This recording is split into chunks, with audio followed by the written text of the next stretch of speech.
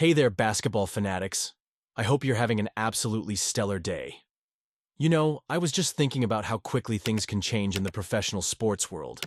One moment you're celebrating a championship, and the next, you're facing tough roster decisions that could alter the trajectory of your franchise for years to come. The business side of basketball is relentless, isn't it? Before we dive into today's massive breaking news, I'd like to remind everyone watching to smash that subscribe button and hit the notification bell. We're committed to bringing you the most up-to-date NBA analysis and breaking news the moment it happens. Your support means everything to this channel, and I genuinely appreciate each and every one of you who tunes in regularly. Now, let's get into a story that has serious implications for the future of one of the NBA's most storied franchises. The Boston Celtics are facing a financial reckoning that could dramatically reshape their championship roster, with both Kristaps Porzingis and Al Horford potentially on their way out according to multiple league sources familiar with the situation. This developing story represents perhaps the most significant challenge to Boston's championship core since Brad Stevens moved from the sidelines to the front office. While the Celtics have enjoyed tremendous success on the court, culminating in their 18th championship banner, the harsh economic realities of the NBA's new collective bargaining agreement are forcing difficult decisions as the team looks toward the future. Veteran center Al Horford, who turns 39 this summer, enters unrestricted free agency at a pivotal moment in both his career and the Celtics' financial timeline. According to reporting from NBA insider Jake Fisher, multiple teams are preparing to pursue Horford with offers starting around $6 million annually, a relatively modest figure by NBA standards, but potentially problematic for a Celtics team. Staring down a jaw-dropping $500 million payroll for next season, when luxury tax penalties are included. Al has been the backbone of this team's culture, said one Eastern Conference executive who requested anonymity to speak freely. But Boston is facing unprecedented financial constraints. Something has to give. Horford's current $9.5 million salary could be replaced with a minimum contract player, saving the organization tens of millions in tax penalties. However, the question becomes whether Boston can afford to lose Horford's leadership and versatility, particularly during Porzingis' injury absences this season, when the veteran big man consistently stepped up in critical moments. The situation with Porzingis presents an even more complex dilemma. Despite his transformative impact on Boston's championship run, his $30.7 million salary for the 2025-26 season represents a massive financial burden under the punitive second-apron tax threshold. According to Fisher's reporting, trading Porzingis for a player on a 2-year minimum contract could potentially save the Celtics an astounding $218 million in luxury tax penalties. Former majority owner Wyc Grousbeck laid out the harsh reality during a recent media availability. "It's not just about the luxury tax bill," Grousbeck explained.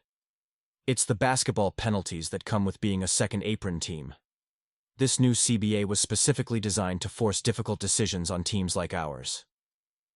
Grousbeck's assertion that no team will stay in the second apron for more than 2 years sent shockwaves through Celtics Nation, as it directly implies significant roster changes are inevitable, regardless of on-court success. The financial pressure intensified following the team's recent ownership change, with new controlling owner Bill Chisholm purchasing the franchise for a record-shattering $6.1 billion. While Chisholm has publicly committed to prioritizing championship contention, industry insiders suggest even billionaire owners have spending limits, particularly under a CBA specifically designed to prevent the formation of sustainable super teams. "You're talking about potentially $230 million in player salaries next season, before even calculating the tax multipliers," explains salary cap expert Larry Kuhn. "The new penalties aren't just financial. They include significant restrictions on team building, including the loss of mid-level exceptions and limitations on aggregating salaries in trades." This financial reality creates a particularly painful dilemma for Stevens and the front office. The Celtics have reached the Eastern Conference Finals in 5 of the last 7 seasons, finally breaking through for a championship after falling short against Golden State in the 2022 Finals. The additions of Porzingis and Drew Holiday proved to be the final pieces of the championship puzzle, allowing Boston to dominate the regular season with 64 wins and compile an impressive 16-3 playoff record en route to Banner 18. Holiday's situation further complicates matters, as his contract includes 3 years and $104 million remaining. His occasional health issues this season have raised questions about the long-term viability of his contract, particularly as he approaches his mid-30s. The emotional component for Celtics fans cannot be overstated. After watching Jason, Tatum and Jaylen Brown develop from promising draft picks into legitimate superstars, the fan base has formed deep connections with role players like Horford, who returned for a second stint specifically to chase a championship with the organization. "It's the cruel irony of success in today's NBA," noted The Athletic's Zach Harper. "The Celtics built the perfect team to win a championship, but the very act of assembling that talent creates an unsustainable financial situation." For Stevens, the coming months represent the most significant challenge of his executive tenure. While ensuring the long-term futures of cornerstones Tatum and Brown remains the absolute priority, virtually every other roster spot appears negotiable. As the organization attempts to balance competitive ambitions with financial sustainability, Celtics players have maintained focus on their championship defense rather than potential roster upheaval. When asked about his future following a recent practice, Horford remained diplomatic. "I've been in this league long enough to understand the business side," he said. "My focus is on contributing to another championship run. Everything else will take care of itself." Porzingis, who has revitalized his career in Boston after injury-plagued stints in New York, Dallas, and Washington, similarly deflected questions about trade rumors. "This organization gave me an opportunity to compete at the highest level," he stated. "I'm grateful for that every day and focused on winning here and now." The strategic calculus for Stevens and the front office involves weighing immediate championship windows against long-term sustainability. If the Celtics secure back-to-back titles this season, does that create more flexibility to reshape the roster? Or does continued success make these difficult decisions even harder?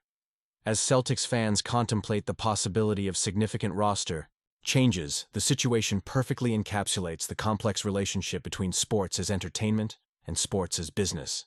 The very success this team has achieved through shrewd roster construction now threatens its ability to maintain the championship core. The coming weeks and months will reveal much about the organization's priorities and strategies for navigating this financial minefield while remaining competitive at the highest level. Basketball Nation, I'm absolutely torn about this developing situation in Boston. What's your take on the Celtics' potential roster shakeup? Should they prioritize keeping this championship core together at any cost? Or is it smarter to make difficult decisions now before the new CBA penalties really hit hard? Specifically, would you trade Porzingis to save that reported $218 million, even if it might hurt your chances at repeating?